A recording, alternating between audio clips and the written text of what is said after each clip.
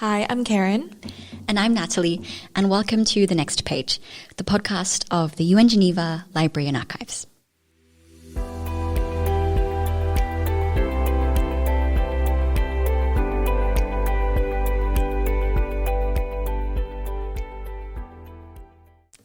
Happy New Year! Happy New Year, Karen. We are starting the year on the podcast with a reflection on leadership. Yes, that's right. Our director, Francesco Pisano, speaks with Dr. David Day, who is a professor of psychology at Claremont McKenna College and academic director of the Kravis Leadership Institute. And in this conversation, they really delve into his work on teaching people how to be leaders, beyond the traditional one-way approach. I think this is a really critical discussion for us all today, no matter what field we're in, how leadership can be defined in different ways. And now as we experience the pandemic, how can leadership adapt? Good question. He does touch upon what the next generation of leaders needs as we collectively move through these challenges. And so let's find out what they say.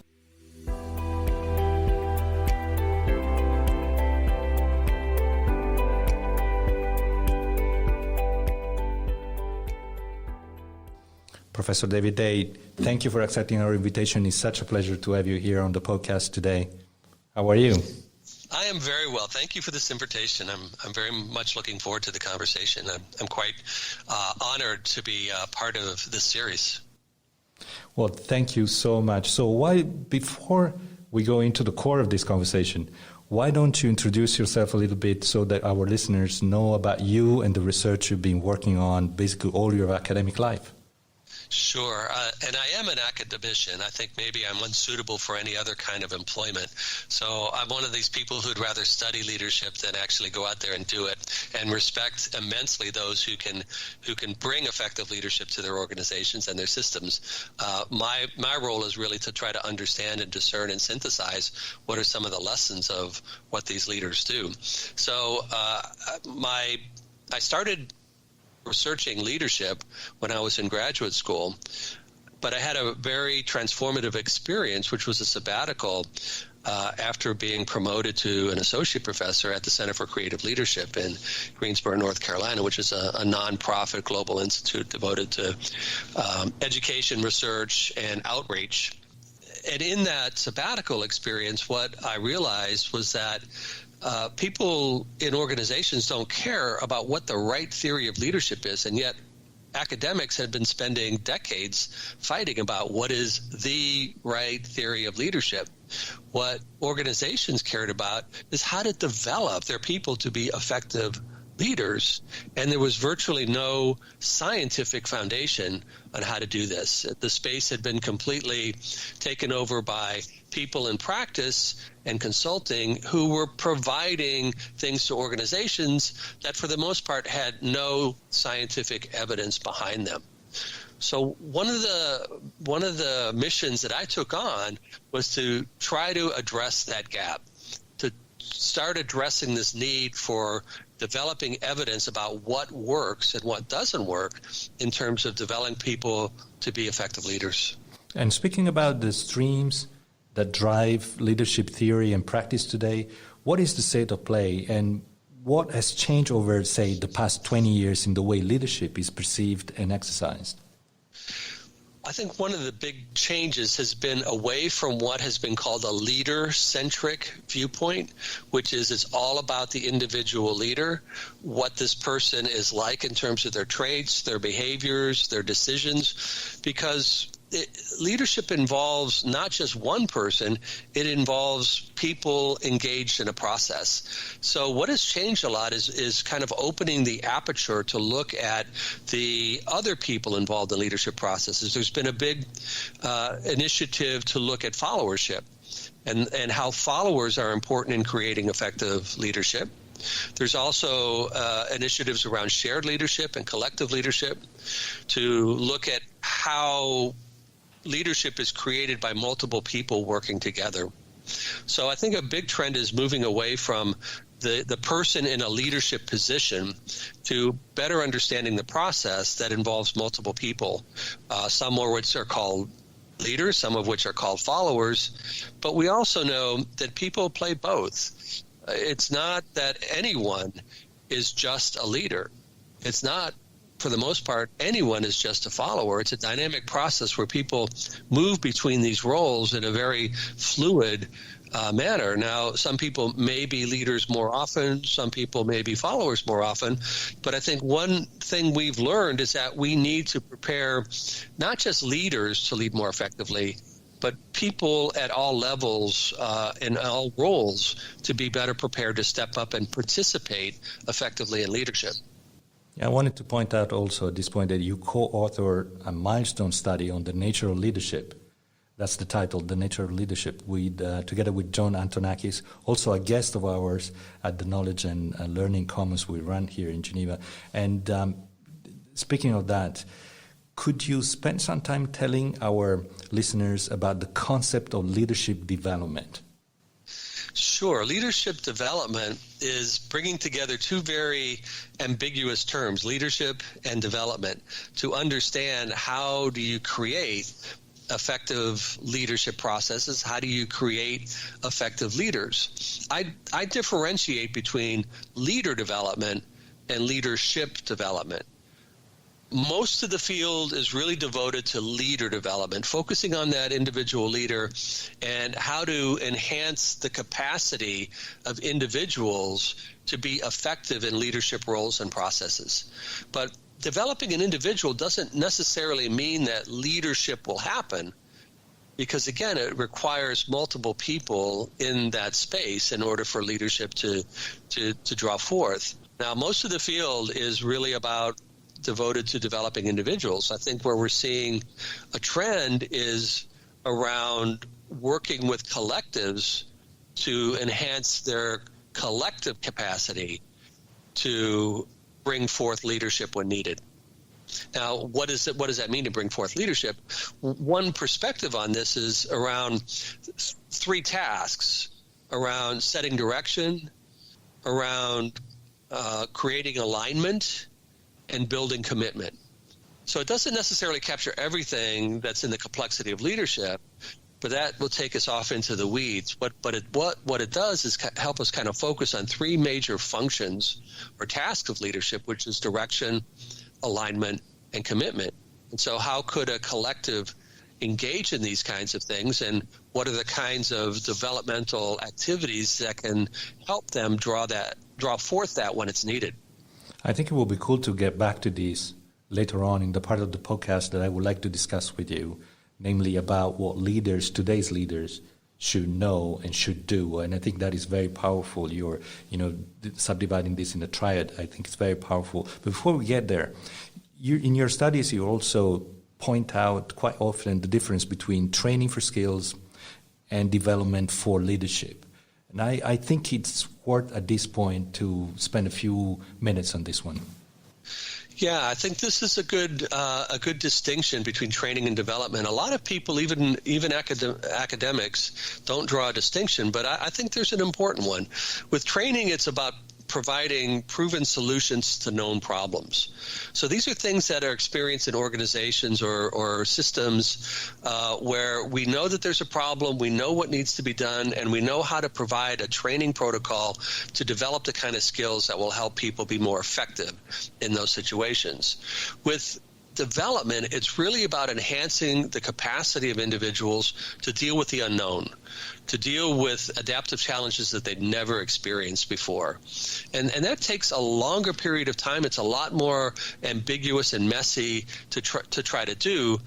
And the payoff is usually in the form of years or decades and not in terms of just weeks or months.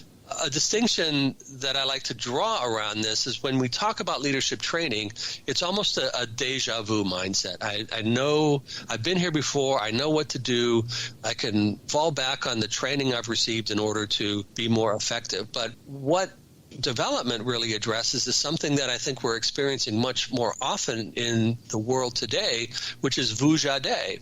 I've never been here before. I have no idea who can help me. I have no idea where to turn to in order to find an adaptive response to this very ambiguous and hairy challenge. So we're living in vujade times, and I think we're finding out that there has been a big failure in really developing leaders to address these unknowns, even though the training has probably helped in terms of the knowns. We still have people in systems who are lost when it comes to a Vujade world. And indeed, you seem to say that the current or prevailing leadership models are basically failing in this situation. And I think the COVID-19 situation, the mega trends like climate change, the soaring inequalities, all of that basically tend to prove that what you're saying is right. And in a way, they put today's leaders on the spot. Also, they may even make them look rather unprepared. So I was wondering, maybe we can spend some time on the type of leadership that you think is required at global level in international affairs at a time like this, and possibly going into the future if we accept the notion that we're living through a fundamental transformation, that the new normal, the new reality will look different than the one that we had in the past. Yeah, the one thing I want to avoid is talking about what are the exact kinds of things a leader needs. But I do want to talk about three general principles about leadership and how these three principles create leadership in different ways. All of them are valuable in unique situations. Two of them are principles that most people will be familiar with. The third one, not so much. So the first principle of leadership is around personal dominance. And this is the one that a lot of us grew up with as kids. You know, the biggest, the strongest, those are the ones who create leadership. And leadership is a one-directional process from the leader to the followers. And you can see this in authoritarian kinds of regimes. It's a very much a personal dominance kind of mindset and a personal dominance kind of leadership. But there are limits to what personal dominance can create, because if the leader doesn't know what to do in that case, leadership can't happen, or effective leadership can't happen. So in situations where dominance fails, you need to transcend that, not replace dominance, but transcend it, to build on it, to bring forth interpersonal influence. So it opens things up beyond one person to having multiple people who are involved in some sort of influence process to try to bring forth a solution that both can live with. And this happens at a global level. We've seen this when countries negotiate with each other. We see this when companies negotiate with each other. It's basically an influence process where you're trying to either get your way or to compromise around something that both parties can live with. But what happens when negotiation and influence fail? Oftentimes what happens, you hit the stalemate and it regresses back to dominance, and might makes right. And it's like, if you're not going to compromise, if we're not going to be able to create a negotiated outcome, then I will get my way by forcing my way. And it comes to the personal dominance. But there is a third way. There's a way to transcend interpersonal influence to relational dialogue. So rather than regressing in cases where influence has reached its limits, there's a third principle to progress to this notion of dialogue, where the skills are not one of advocacy, but more of inquiry, of trying to understand the other party's perspective through inquiry, questioning, the endeavor to understand, where you can create a co-created third space that perhaps neither party had thought of, that is one that can align interests to move forward when there's a stalemate. Now, again, it's not that one is better than the other, because in crisis situations where a leader knows exactly what to do through either experience or training, then personal dominance is the principle to fall back on. And you can see this in kind of military situations in terms of, first responders and things. Those are not the times for inquiry. Those are the times for people to follow what experts and expert leaders tell them to do. And it's the same thing with influence. Sometimes, negotiation is the way to go. But 21st century leaders, I think, need to develop beyond the dominance principle beyond an influence principle to this notion of a relational dialogue, and have that as part of their repertoire, that they're able to engage in this as necessary. But again, it's not something that you can just rely on if you've never practiced it or tried to develop it. And I think that's a big part of the 21st century leader development and leadership development, how to help people to know when you need to engage in dialogue and how to do it. One thing I think it relies on that many leaders are very weak on is this notion of listening. The really effective leaders have honed this skill and honed this practice of listening actively in order to understand others' perspectives so they can create and co-create new solutions to these kinds of vous-allez problems that they've never experienced before. So what I understand from what you're saying is that if we were to describe a contemporary modern leader, this would be a person that is able to play in these three dimensions according to the situation, the quantity of training, known solutions to known problems, proven solutions to known problems, as you were saying. And if in that case that merchandise is basically absent from the table, they should go more to influence and then eventually to this kind of collaborative, communication-based style. So a modern leader would be able to mix these dimensions in an appropriate mix for any given situation. I understand from what you're saying. I had not thought about it this way, Francesco, but it makes a lot of sense. We're talking about a three-dimensional leader. A three-dimensional leader is one who can do dominance when it's necessary, understands when influence is the appropriate approach, but also can engage in dialogue when that's needed. And the adult development literature is clear that there is an asymmetry here, that if you know how to do dialogue, you've probably already done influence and dominance, so you can fall back on those principles when they're needed. But if the only thing that you know how to do is dominance, you cannot just fall into or step forward into something like influence or dialogue. So a leader who only uses personal dominance is one-dimensional. Those who can also do influence are two-dimensional, and what we really need are more three-dimensional leaders. Sounds good. Now, when we look at the world right now, we seem to be in a fast-paced transition phase. And time has become this compressing factor for all decision makers, much more than before. So we have this time compressing factor that forces decision making into that corner of leadership theories where decisions are taken no matter how, no matter what. And so I was wondering if you could help our listeners at least, focus on what leaders should know, what they should watch, what they should observe in a situation that is so fast-paced, moving across, transformational processes that are not known by the most. Yeah, one of the things that I think leaders need to know is where their limits of expertise have been reached, when they don't know what they don't know, and to be able to build collaborations very quickly.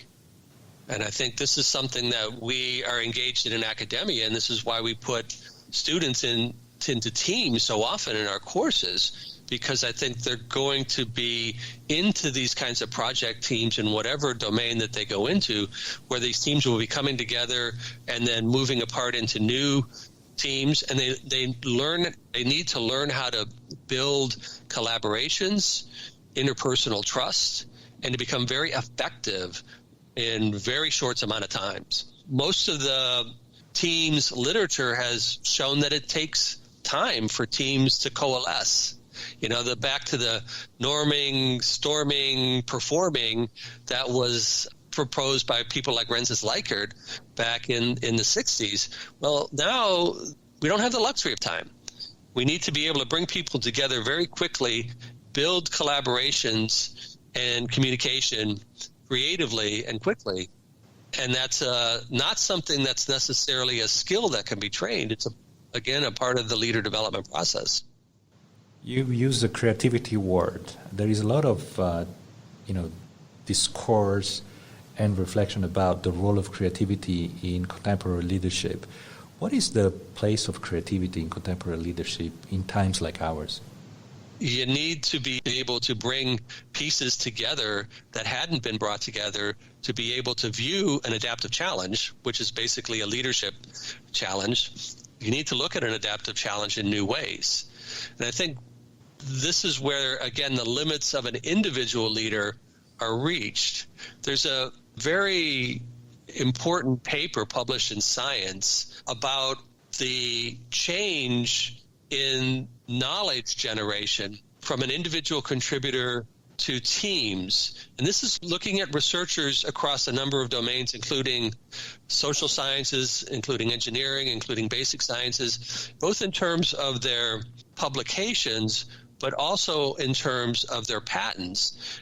And they reviewed something like 20 million papers and 10 million patents. This was a huge study, that there's been a consistent trend away from individual contributor publications and patents to team-based publications and patents. And not only is it increasing in terms of the number, it's increasing in terms of the impact. And they can look at citation counts and things to see which papers are getting better citation counts. And what this indicates is that in order to be creative, and in this domain it's about knowledge creation, the new knowledge is being created by people coming together in interdisciplinary, multidisciplinary, and even transdisciplinary ways to look at problems, to advance understanding of those problems. And this is obviously in the sciences. But I think it also can extrapolate or be applied to international relations. How do you bring people together into these kinds of teams or groups, multilateral kinds of consortiums, to create new ways to these new problems and to create insights into old problems that will allow us to be more effective going forward? And absolutely, that is one of the reasons for being of multilateralism in international affairs. But going back to leadership, creativity is something that happens, as you are underlining, basically in teams, in groups. And therefore, the discourse also in the leadership theory about collaborative leadership. So I guess the two are linked somehow, but you're the expert. Would you like to tell us a little bit more about, what is really the role of collaboration in leadership? Let me couch this in terms of what we work with at the Kravis Leadership Institute and what we work with our students around helping to develop them to be leaders of their times. We have a competency model that has three overarching competence: leading courageously, leading creatively, and leading collaboratively. And these three things are interrelated. When we talk about leading courageously, it's really about voicing your values and living your values and living a life of integrity. The creativity piece is really about being able to look at things in new ways, and oftentimes that's done through collaborations. We're, again, talking about moving away from leader-centric models. I think it also applies to things like creativity. Rather than looking for the Picasso of leadership, of one person who has the vision and the creativity to shape an entire field, this creativity is coming about through collaborations. And the collaborations are also with people who are true to their values. So moving against things that we know that can happen in groups and collectives like groupthink, where everybody coalesces to an easy solution. If you stick to your values, then you can move forward a conversation, even if it involves some conflict, that can move a group of people, a collaboration, to see things in new ways. But if people can really have an open and frank conversations, discussions, challenges that requires things like what's called psychological safety or interpersonal trust, I think collectives are the way to see these challenges in new ways, and that's creativity. I think this is very powerful. So let's repeat it for our listeners. So basically 3 characteristics. Leaders need to lead courageously, they need to lead creatively, and they need to lead collaboratively, right? So this is very powerful, and thank you for bringing this up. And you mentioned your work we do at the Kravis Institute with your students there. I would like to challenge you, see whether you dare on our podcast to tell us how you imagine the new normal after this pandemic is gone. You work with young people, and I imagine they have a lot of questions, and you face every day with these questions of young people who are going to be tomorrow's leaders. And by the way, there are a lot of young leaders in this world. You don't need to be old to lead. And I wonder if you have formed a image, however fuzzy, of what is awaiting us in the new normal. I wish I had that foresight to know what the new normal will look like. I'd like to quote Peter Drucker, who said, "The only thing we know about the future is that it's going to be different." So preparing young people to be leaders of their times is really about ultimately being adaptable and having a very keen learning orientation.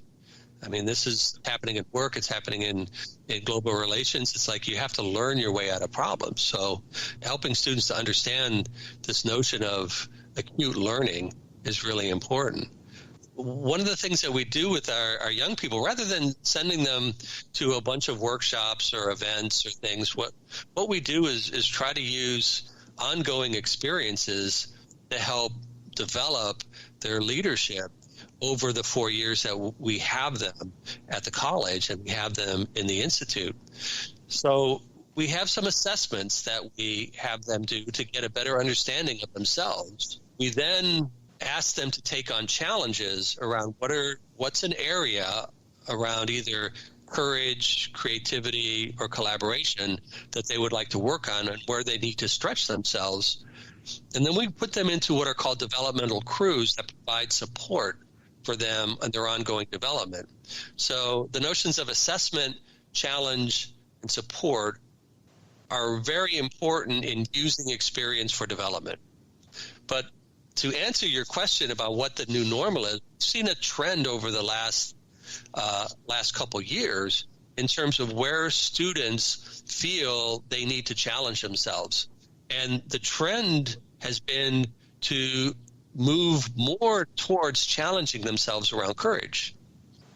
And I think what they see in the times of pandemic, the times of protest, the times of unrest in this country, that people do need to stand up for their values.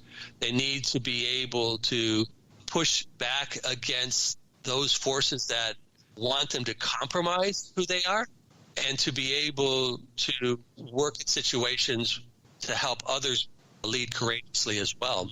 So it's really a very obvious trend to this notion that students are paying more attention to courage than they have before. In the last year that we used this, it was maybe 1 in 5 who are focusing on courage, and now it's more like 4 out of 5. So that means the students are picking up the signal that courageous leadership is apparently what we might need to go, with some degree of assurance into the new normal, into the future. But you got me curious here. When you do these tasks with students and this exercise, and I think that's very interesting, which one of the 3 is harder for young people? Which one of courage, creativity, and collaboration they find harder to actually put into practice? This is where individual differences come into play. And again, it emphasizes this difference between training and development, because some students find courage a lot harder than creativity. Others find creativity much harder than courage. And it's really this notion of understanding yourself, the self-awareness around where your challenges need to be met. And we preach to the students, if that's the right word, about owning their development. Don't rely on other people to develop you. You need to own your development, because leadership development is a lifelong journey. In organizations, a lot of them, especially corporates, work with high potential programs where only 3 to 5% of the employees actually have access to leadership development programs and practices. And that's a monumental waste of talent in my mind. And if you wait for an organization to develop you, you may miss the opportunity to enhance your potential as a leader, your human potential that is so much needed in these times. So to answer your question, it really comes down to students understanding themselves and not assuming that across all of these students that one is easier or one is harder. And an important part of how we do development at the Kravis Leadership Institute is to really individualize that development around what is needed, rather than assuming that all of these students need the same thing in the same way. I think it's a truism in leadership development that people start in different places and change in different ways. And how can we support that development over time? You just mentioned talent and potential. I'm very curious, what is the mix in a leader of these two? Potential is one of these things that is really difficult to measure. And I think high potential programs in many organizations that have them struggle with identifying potential, because a lot of it is based on past performance. But that's performance, it's not potential. Those who are involved in succession planning in organizations have this, what's called this 9 grid, which is a 3x3 matrix of supposedly plot a person based on their performance versus their potential. But the potential comes down to just speculation. Do we really know what someone's potential is? And I think we as a global society, we waste a lot of human potential by simply focusing on what people have done in their performance in the past. And one thing that I think we need to take on is this notion of preparing people to be a leader even when they can't be the leader. And it's back to this notion of how can we create a more effective process of people engaged in leadership, as opposed to focusing on a leader who has high potential, who is going to solve all our problems for us. That's interesting. And also we know that people are not born leaders, but we also know that some leaders are born with a talent. So what can we tell to listeners out there, especially the youngsters who are listening to us, about, are you born a leader or you become a leader? Can anybody become a leader? Yes. It's back to this born or made, and the answer is yes. Of course, I've never met a leader yet who has not been born, so you have to be born as kind of like a foundational criteria for being a leader. And it's true that people are born with more potential for leadership. What we do know about leadership are people who have certain personality characteristics, like being extroverted is an advantage to being a leader, because you're more likely to be seen as a leader or emerge as a leader if you're extroverted. Introverted, it doesn't mean you cannot be a leader. It's just a harder road for you to be seen as a leader. So people talk about that as a 2-step process, emergence and effectiveness. If you're not first seen by others as a leader, it's hard to influence them. And another one is intelligence. I mean, people, for the most part, tend to gravitate towards those who have more intelligence. Now, it's not the smartest person. There may be a point of diminishing returns when it comes to intelligence. But when we talk about personality and we talk about cognitive ability, those both have big genetic components. There is a part of the nature in leadership that involves the raw potential that people have. But it's often the case that people don't do anything with that potential. And that potential can only take them so far if they don't work on it.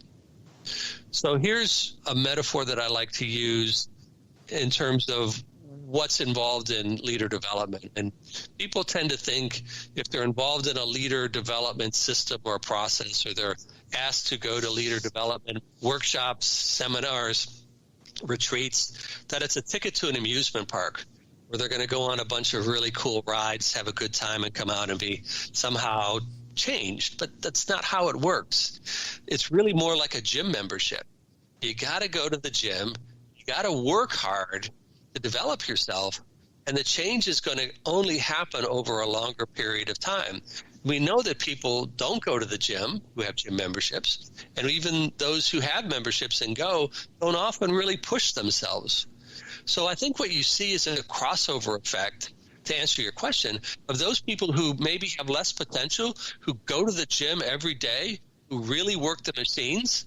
You will see over time that they will emerge as more effective leaders than the ones who have the raw potential, who do nothing with it. I think this is an image that a lot of people can understand. I can certainly understand that.